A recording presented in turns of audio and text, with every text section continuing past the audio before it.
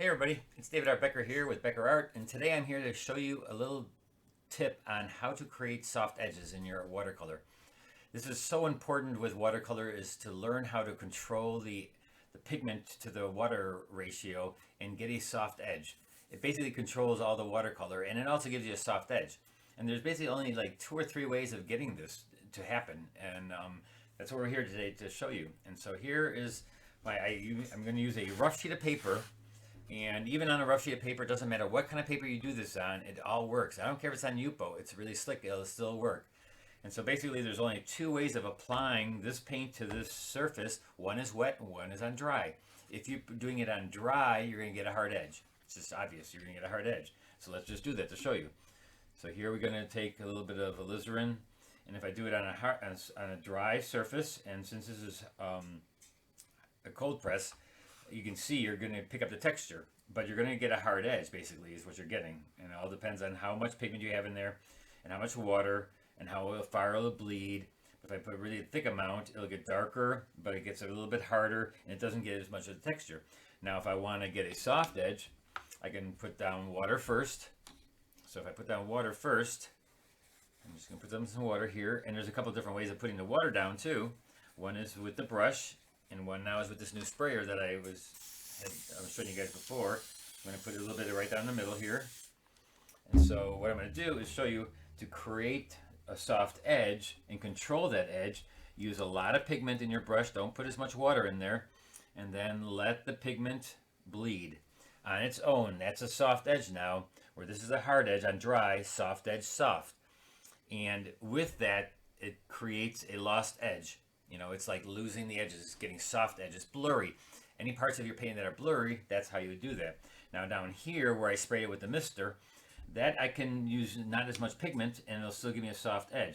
So here I'm just using a little bit of pigment, but see, it's still soft, but I don't have to use as much water or as much pigment and keep it lighter, and it'll still give me a soft edge. So that's it's just realizing this the last couple months. I think last month is when I introduced this to myself and to you guys, is that this is great for using a less pigment but still getting a soft edge. See how I use a lot less pigment? I used it and I don't use it very wet, but my brush doesn't have that much pigment in it, and it's giving me a soft edge. Now it's harder, of course, where I put a little bit more pigment. So if I don't put as much pigment in, you're going to get a softer edge, basically. So up here you can see I didn't use much pigment. Down here I used a little bit more, and I didn't have as much water in my brush. Also, if I had water in my brush, and depending how wet this is on this surface, you know, that's dry right there, so you can get a hard edge. So that's one way. Now, to get, let's say this is hard edged right now, but I want to now make that soft. I can still do that by taking my brush and using water and pulling a little bead right on the bottom of that thing, and it'll soften up, right? And then I'm going to go back and forth a couple of times because I'm just basically softening the edge. Now, I'm just putting the water in. The watercolor itself softens on its own because it's just pulling down into the water. Now that was with this brush. Now Sterling Edwards, I don't know if you ever heard of the artist Sterling Edwards, but he has a brush that he brought out that is kind of, he paints with the whole paint with this. But I have found that it's great for smoothing an edge. So let's say I'm just going to take some water, and I just go on the top of this. It's a hard edge, dry. But if I just take this across the top of that, and it's going to add, and it basically softens the edge. I'm going to go across a couple times, but see how it wets it, but not very much, and it gives me a soft edge. And it's pretty cool. You know, I just found that to be very interesting. Now this is a very textured paper, so to get this kind of a smooth edge is pretty awesome. If you're working like hot press or you're working Yupo, then it still does it just as well. It just is a little bit different.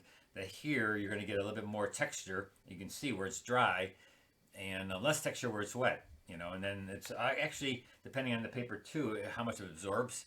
If it absorbs real lot, you're going to get a pretty easy soft edge. If it doesn't absorb, then you got to use the water to create, and the amount of pigment to create the soft edge. And so then also what you can do is you can use a mister, like this edge is hard, and if I spray this across it, sometimes that will also, it'll soften it just by spritzing it with a mister, or with one of those things you can spray with a mister, like this small little mister. You can do that too. You can spray it, but that kind of sometimes shoots out a little bit too much, too fast, and you may get little dots. Like you can see, I got a few dots in there. Depends on the mister. Holbein makes a great mister that shoots out nice and evenly like this, like the sprayer does. But this one is just definitely, when it comes to evenness, it just sprays that mist very even. And then there is only one other way that you can create a soft edge, and that's with an airbrush. Or you can use an atomizer, which is this, but I don't tend to like this. You put this part into a wet, you can actually use a bottle like this and put colored water in there, and like mix your watercolor in there, and then you take this and you blow into this part right here. As you can see in my picture, I go like that, and it shoots out the forward. So it's basically an airbrush. A manual airbrush is basically what it is, and so that's called an atomizer. And there's a lot of artists that use it. I don't like to use those because it's just so unpredictable. I don't know how to use it very well. I mean, if you use a lot of it, of course you learn how to use it. I just like to use the airbrush. They have these airbrushes now. I bought this on Amazon. It's just all in one. It's basically made for beauty products. It's a beauty product where I guess they put makeup on. Don't try it on yourself, I guess. But what you can do is basically this is a compressor. And that's the airbrush. And so I fill it with paint, with a little water and paint. I just put it down. As you can see, I just go like this. Put a lot of water in my brush, and then I just rub it across the top of the little cup there. And then, as you can see, it's going to make a soft edge because even on a dry paper. So here's a part where you can make it on dry paper. I said turn it on with this little button right here, and I can just go across it. And I got to pull it back on here. Oh no! Oh, there we go. I'm not clean it. See how I'm getting a soft edge there? So that's another way of getting a soft edge, very soft edge, basically. And it also depends on how dark you have the pigment in there, but you can see I can get a soft edge that way too. You can also put it onto the edge of this, but again, those are the three different ways. Let me turn that off for a second. So those are basically the three different ways you can get a soft edge. One is wet into wet, where you control the pigment. One is after you have it on dry paper, then using a brush, any brush. It doesn't have to be the Sterling Edward brush, but afterwards you take it and wet right below it, creating a little wetness that it can go into using clear water. And then the third would be the airbrush. And so those are the three ways of getting a soft edge in watercolor. And learn how to do that because it's so important not to have everything hard edged. To get some soft edges and lost edges is the reason I'm kind of teaching you this, because in the next couple of weeks when we do our Thursday night paint-alongs, I'm going to do a lot where we're doing lost edges, where lost and found edges, where you lose and it looks blurry. Like we're going to blur the background, and so you have to learn how to create a soft edge.